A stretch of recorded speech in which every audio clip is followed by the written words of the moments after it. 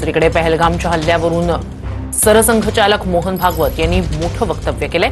द्वेष, कटुता आपला स्वभाव नाही, मार खाणंही आपला स्वभाव नाही, शक्तिवान माणूस अहिंसक असला पाहिजे असं मोहन भागवत यांनी म्हटलंय. मात्र जगाला कळलं पाहिजे की आपण शक्तिवान आहोत, मग कुणी त्यांच्या वाटेला जात नाही असंही वक्तव्य मोहन भागवत यांनी केलंय. तरी 75 वर्ष होऊन गेली.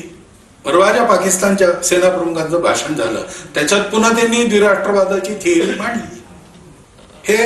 हे लक्षात आलं पाहिजे. सगळं जग एक कुटुंब आहे.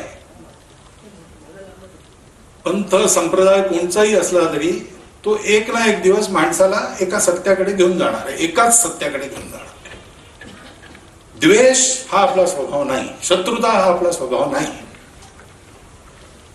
पण मार खाणं हाही आपला स्वभाव नको.